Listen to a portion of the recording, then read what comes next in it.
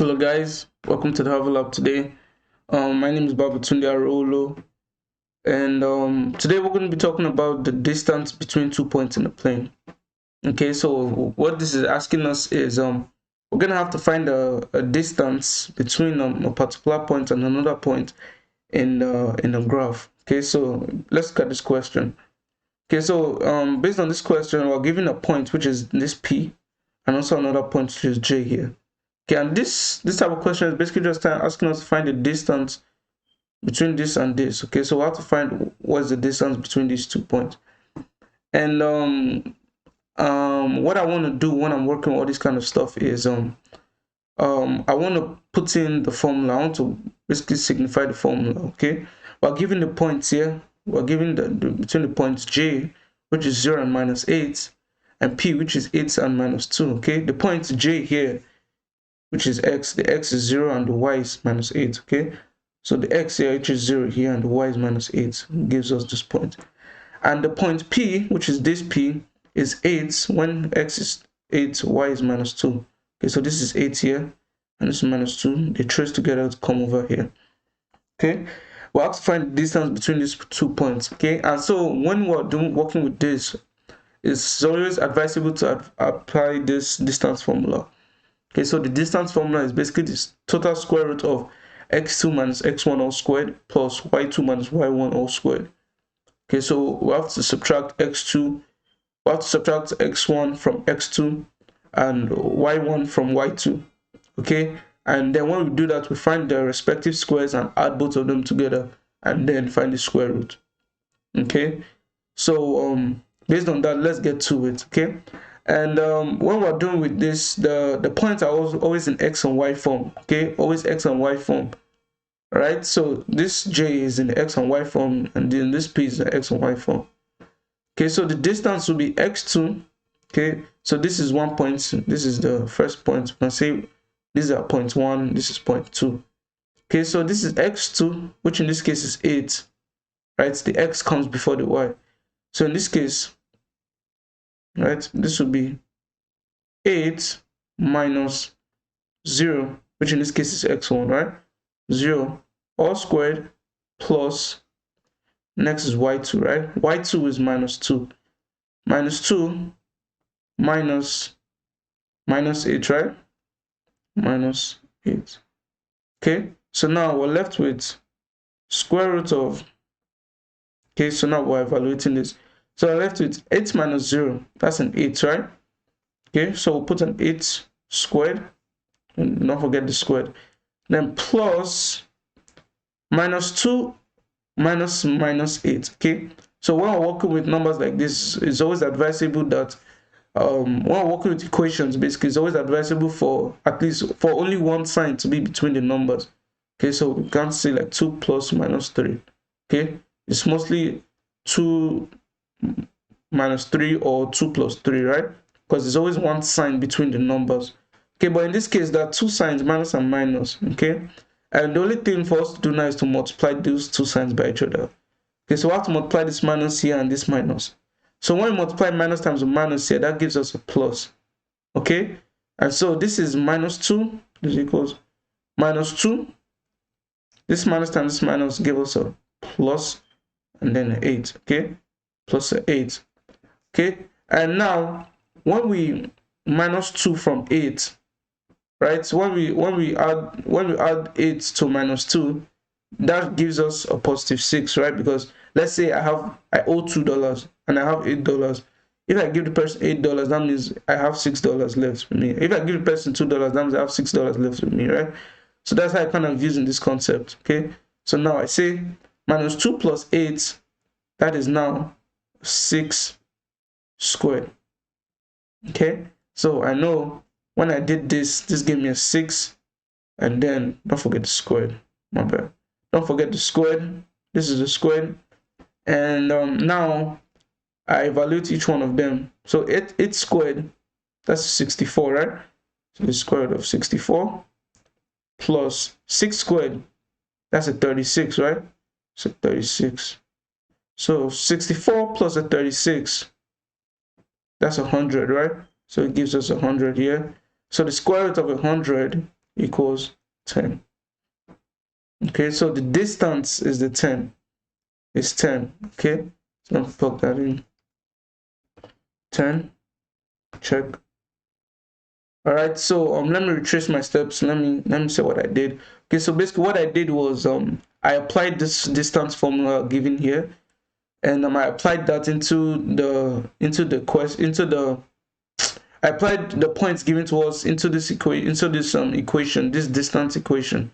Okay, and based on that, I was able to solve through the process. I was able to gradually, because I walked from each one of them. Okay, I don't just add them at once. I walk inside the brackets first before I expand them. So I walked here, and I expanded them. I first squared after, and then I added both of them, which was this.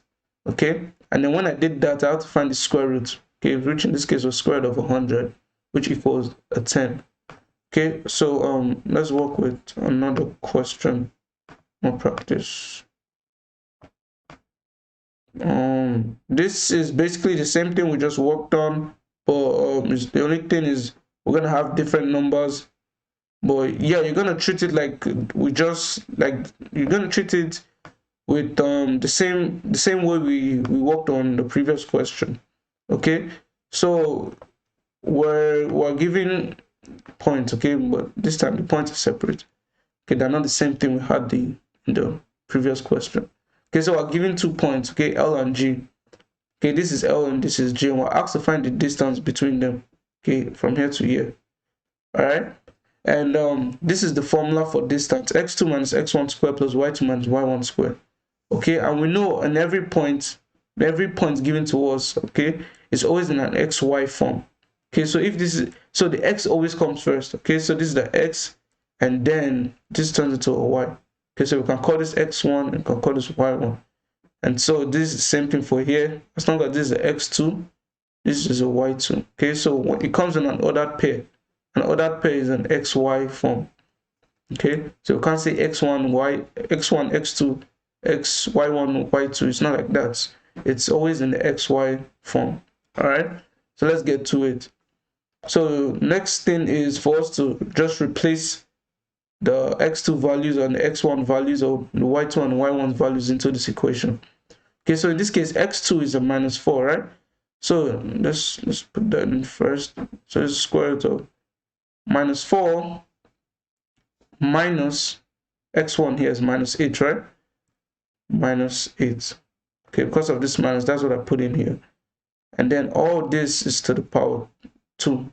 Okay, then plus y2, which is 4, minus y1, which in this case is 8. Right, so this is 8 all squared. Okay, and now the next thing for us to do is to work on each one of them. Right, we can't just add them as they are, so we have to work on each one of them based on their brackets. So we have to work on each bracket first, and then square each bracket, and then add what's the square. Okay, so this is -4 minus -8. Okay, and based on the previous example that I've given, I said that we can't have 2 signs in between 2 numbers. Okay, we have to multiply the signs by each other. And we know when we multiply minus times with minus, that gives us a plus, right? So now we're left with, let me put this here, we're left with -4. Because when we multiply minus times with minus, that gives us a +8.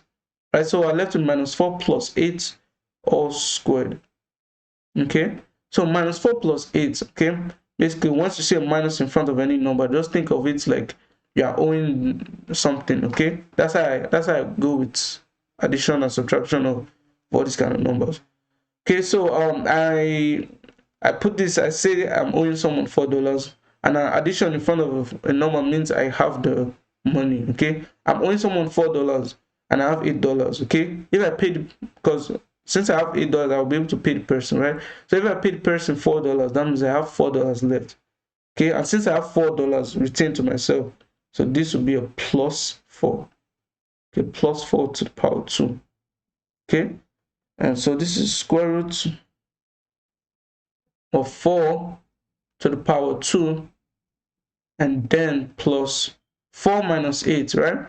So we use the same concept. I have $4 since this is a +4, even though the sign is not there, we know it's a 4. plus 4. So I have $4 and I owe my guy $8. Okay, so if I give my guy $4, because that's how much I have, I'm still owing him $4, right? And since I'm owing him, that's a minus 4. Okay, minus 4 to the power 2. Okay, this is equals to, so now I squared this and I squared this. Okay, so 4 squared is a 16, right?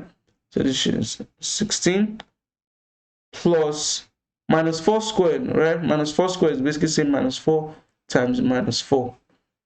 Okay, I want to multiply a minus times a minus. That gives us a plus.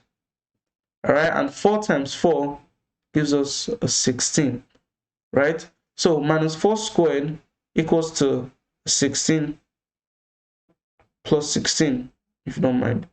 All right, and since that's the case, we'll have two signs in between these two numbers, so we'll have to multiply plus times plus, and the plus times plus equals a plus. Okay, so this is square root of 16 plus 16, which equals square root of 32. Okay, so we can, let's see, okay, we don't have that in the calculator, so we can just plug that in here. We can just plug in the square root of 32, since it's not a perfect square. Okay, if it was a perfect square, okay, we can put it in, but since it's not a perfect square and we're asked to give an exact answer, not any decimal approximation, we can just put in the square root of 32. Okay, what I mean by perfect squares are numbers that like you can find the square root of. Okay, all right, so check that out.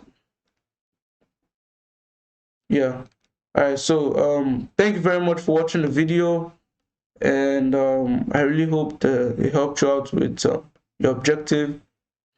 Have a beautiful day ahead. Bye.